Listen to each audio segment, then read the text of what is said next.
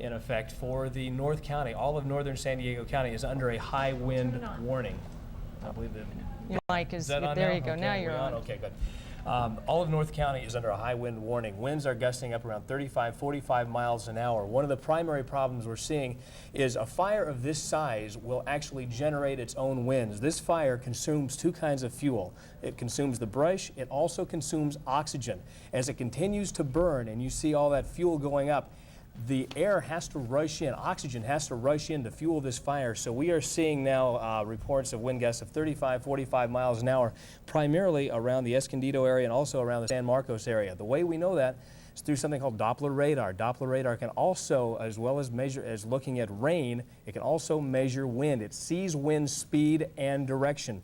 Primarily the winds are out of the east right now. We do have a Santa Ana condition. The problem we're seeing with the Santa Ana conditions, not only high winds and fairly consistent winds, but we're also seeing winds that are extremely dry in nature. We're talking about relative humidities. I just pulled this off the wire, of between 15 and 20% relative humidities. That's how much moisture the air mass can actually hold at a given temperature. And dew point temperature is a very good indication of moisture. It gives you an idea of how cold the air has to be before you would see fog, before the moisture in the air would condense. As you know, cold air holds less moisture than warm air. We're seeing dew point temperatures as low as 11 and 7 degrees. That is that's almost like air absent of any kind of moisture at all. Now, when you have those kind of dew points, those kind of relative humidity, such dry air mass, and on top of that, you see the winds gusting between 35, 40 miles an hour around this fire. Not only are you getting the additional evaporation of any kind of moisture which might be on any kind of plant matter,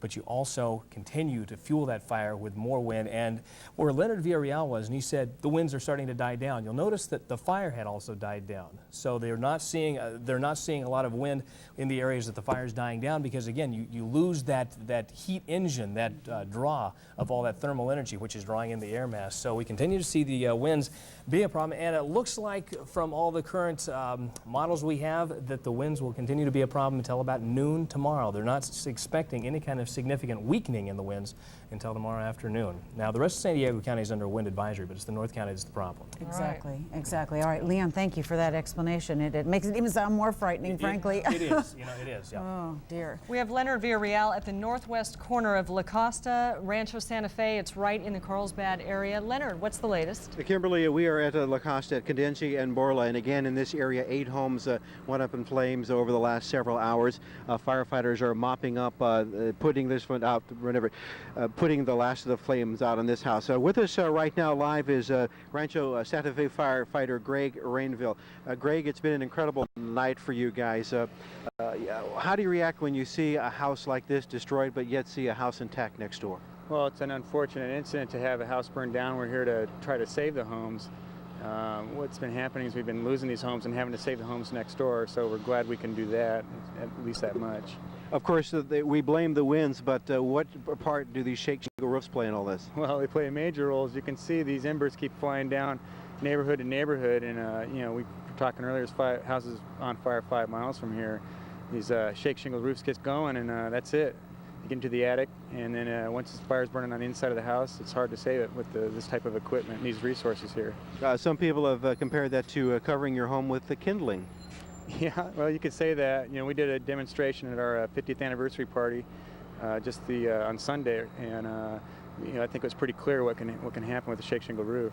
We have reports that 30 houses in this general area have been destroyed. I saw some of you firefighters up on burning roofs doing their best to put these out, so we want to congratulate you for that effort. What goes through your head when you're in a situation like that? Well, you're trying to be safe, number one, and you're trying to protect the exposure as much as possible. Sometimes the house that's on fire is a goner, and you've got to do what you can to save the houses next door, and that's really what we've been trying to do tonight. Get on those fast and then try to save them. It's been an incredible effort. Thank you very much for joining us live. What I'd like to do right now is show you the kind of effort that people were going to. Stan in the truck, if you could roll the videotape. These were Marines from Camp Pendleton that came out to the area to help out. This was a house that's actually next door to the one that was behind me right now. And embers had jumped onto the roof. And so these men are literally climbing up over to onto the roof, taking a fire extinguisher and trying to put the flames out of the home. They also had a garden hose up there, but the pressure was so slight that that they just couldn't do anything. And then a neighbor came along also, was boosted up to the top of the roof in an effort to try and save the home. And as a matter of fact, as it turned out, the house right next to where we are right now was saved. You can see the address at 3324. Again, these volunteers, these ordinary citizens, and in this case Marines from Camp Pendleton, came down and made an incredible effort in saving the home. At one point the fire got a little out of hand, but they were able to give that out. Stan, thank you very much for showing that tape. And again, right now they are mopping up. The temperatures out here tonight have been absolutely incredible. The wind was hot, the embers were flying everywhere, and the heat was unbelievable. What I'd like to do right now is turn the microphone over to Ed Linderman, who is on scene right now. We'll just go ahead and let the video continue to play. But Ed, you have got some official information for us? Well, Leonard, I just got back from the command post, which is over at a nearby school here, and unfortunately the news isn't very good. This is being called a Mother Nature fire, meaning that firefighters right now are on the defensive, and they will be on the defensive throughout the rest of the night and into tomorrow. Right now, this fire has got them by the tail, and it could very well burn from here all the way to the ocean. I said, you're serious about that? It is that bad. It is. Right now, some of the places, some of the real danger zones right now are Encinitas, Carlsbad, of course, where we are now in La Costa, San Marcos, and Rancho Santa Fe.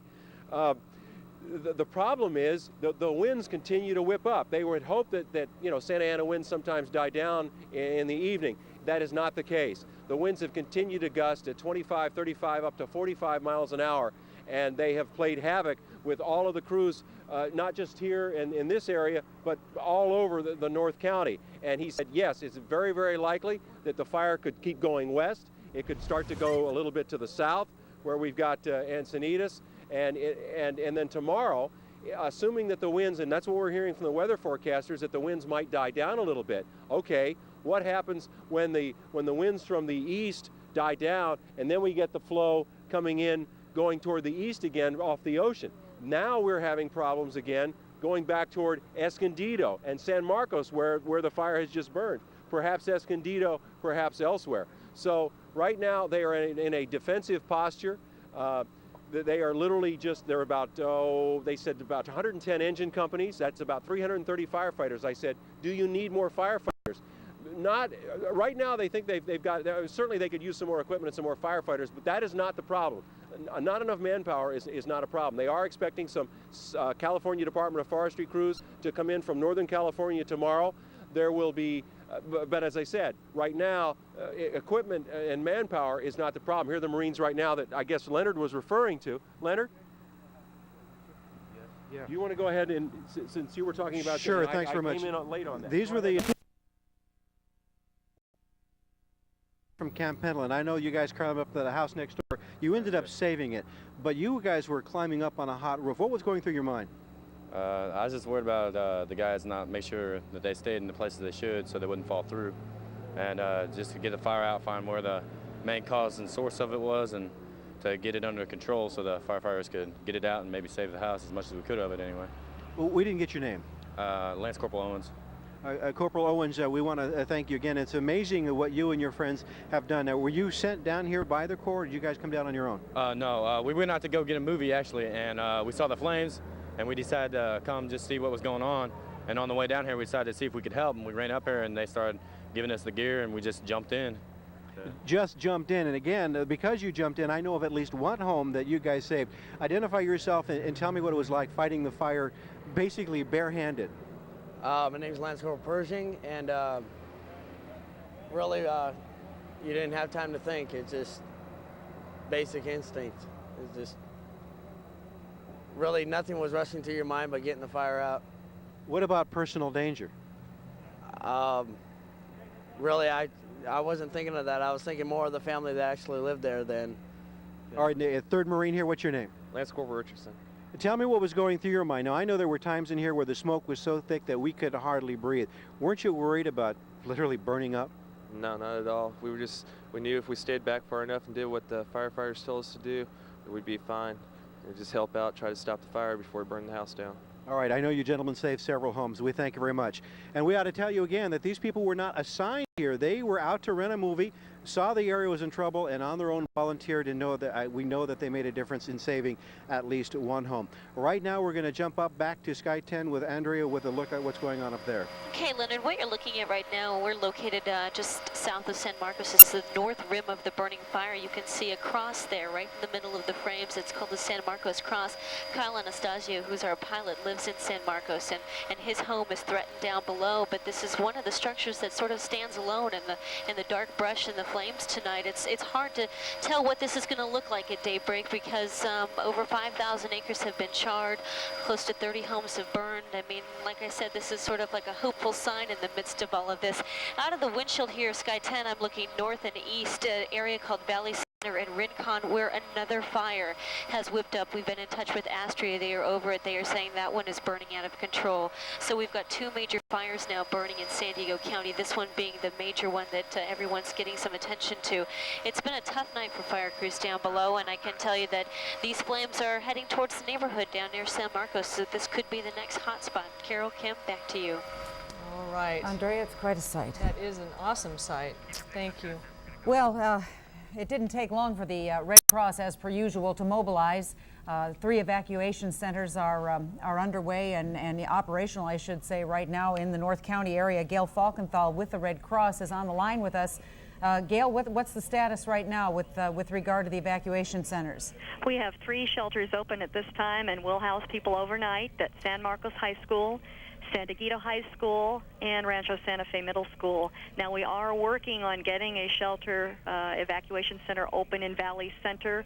We don't have that to report to you yet, but we will let you know as soon as we've got that available. Gail, for a lot of people that don't understand exactly when they should move, where to go if they do leave their house, what to bring, what not to bring, obviously that's a personal choice, but there are things that people ought to know, and I think for many residents up in the North County right now, they need that information. Just tell them from the Red Cross point of view what they need to know tonight. Well, obviously, number one, if law enforcement tells you to move, you move. They're the experts, and if they tell you to get out, they're telling you something in your own best interest. Certainly, if you feel any discomfort, if you think it's safer for you and your family to move, you are welcome at our shelters. We will take in anybody that feels that it's in their safety and the best interest of their family to move into one of those shelters. And certainly, after this is all over, we want people to think about being prepared for the next one, because unfortunately, living in Southern California, there will be a next time, whether it's a fire, whether it's an earthquake, or some other sort of natural disaster. Gail, at this point, do you have any idea how many people are taking advantage of the Red Cross shelters? We know that in our San Marcos High School shelter, there are about 64 families, close to 200 people. We don't have as accurate a count just yet in San Diego or Rancho Santa Fe. For those people who are wondering if their loved ones or their friends are at a shelter, they can inquire with the Red Cross. We'd ask them to wait till tomorrow, and we are showing our number on your screen, 291-2620. They can ask for disaster welfare inquiry, and we can hopefully get them the news they're looking for. All right, Gail Falkenthal, representing the Red Cross tonight. We certainly appreciate you and the good people who volunteer for the Red Cross, and are grateful for you as always in any disaster situation. Well, we're going to be back in just a moment with a little more coverage for you, so stick around.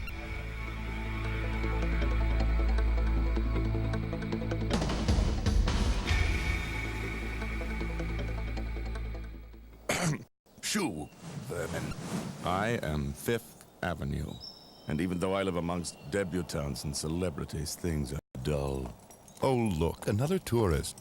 Is there no relief from this monotony?